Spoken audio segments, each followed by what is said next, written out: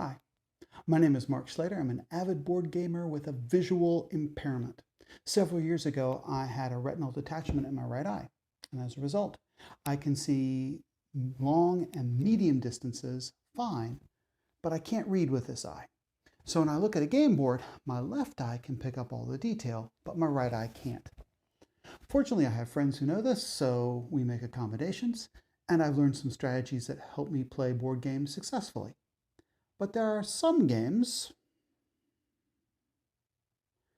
that can be visual challenges. Welcome to Can I See That?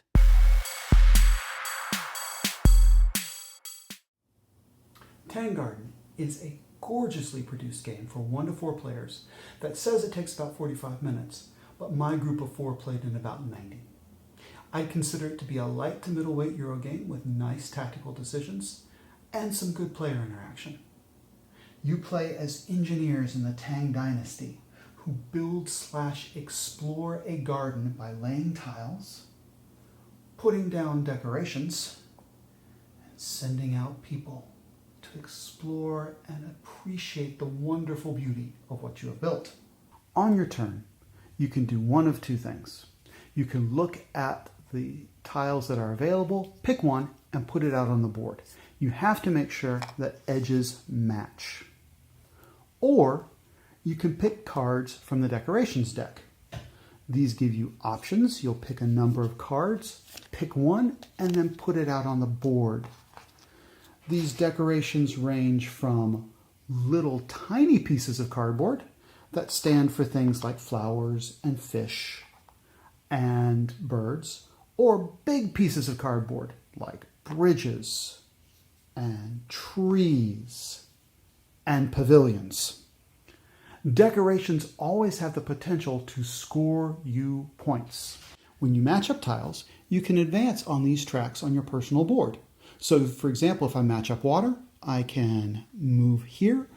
If I match up or complete areas of rock, I can move up, hopefully up to here. And when I move up to one of these spaces that shows a character, I get a new character. Now you always have one character in front of you from the beginning of the game. They have a special in-game power and an end-of-game scoring condition. But once you unlock, you get a new character. Hey, maybe I've got the child now.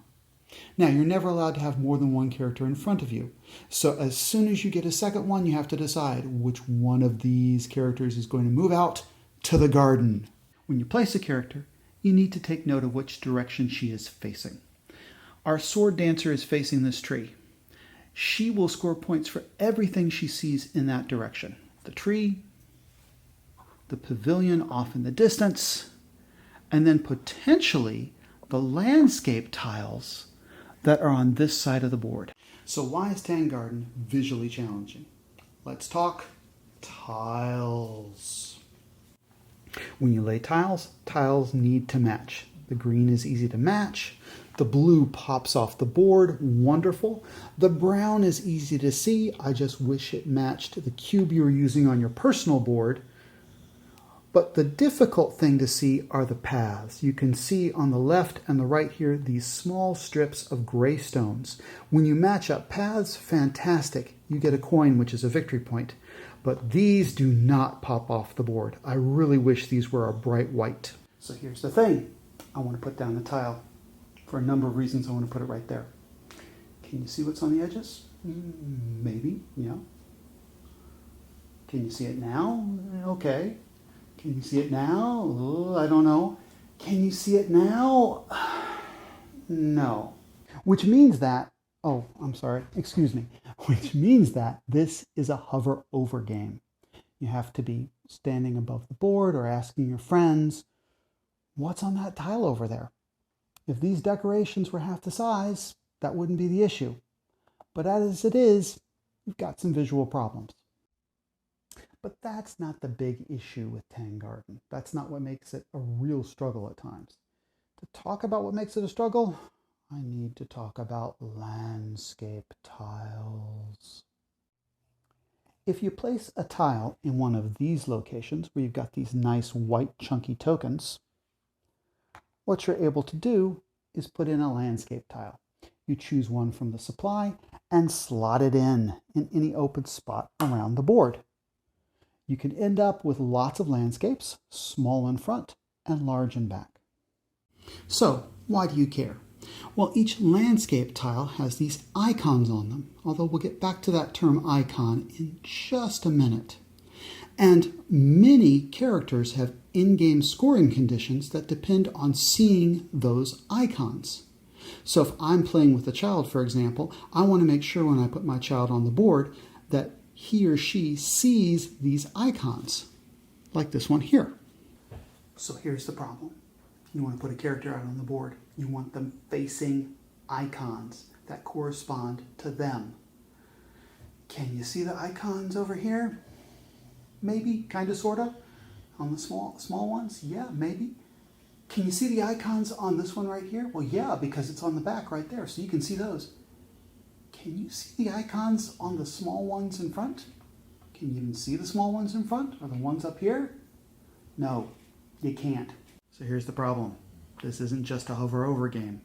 It's a hover over, crane your neck, and memorize icon games. And it gets worse. On the card, you don't have these circles. On the landscape tiles, you do. Now, I found out after the game that those two colors match, but it would have been so much nicer to see that color down here to know what I'm looking for here. And to call these icons is a bit of a stretch. Icons should be something that you can see easily from a distance that stand out, but these are examples of detailed line art. If I look at this one here, I had a friend playing the game where it's like, okay, pagodas. Wait, pagodas again? And realizing that he had to distinguish between these two types of pagodas. Again, very, very small icons with very, very detailed art. It didn't have to be like this. They could have made design choices that make things much easier to see.